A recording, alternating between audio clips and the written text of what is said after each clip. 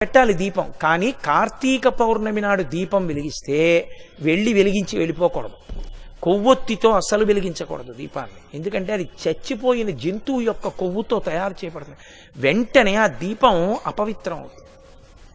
కాబట్టి కొవ్వొత్తులతో వెలిగించకూడదు, అగ్గిపుల్లతో వెలిగించకూడదు. కార్తీక పౌర్ణమి నాడు సుగంధమైనటువంటి దాంతో, అంటే అగరుపుల్ల వెలిగించుకుని అగరపుల్లతో దీపాన్ని వెలిగించుకోవాలి. వెలిగించి వదిలేయకూడదు.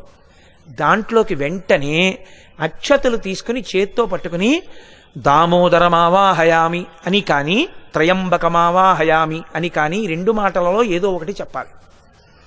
అంటే దామోదరుణ్ణి కానీ త్రయంబకుణ్ణి కానీ దీపం మీదకి ఆహ్వానం చెయ్యాలి. ఎక్కడైనా చెత్త ఉండిపోయినా కూడా రేపు లౌకికాగ్నితో వెలిగించకూడదు. ఈ ఆవాహన చేయబడిన దీపంతో వెలిగించి ఆ దీపం దగ్గర నిలబడి ఒక మాట చెప్పాలి అందరు. కీటాహ పతంగాహ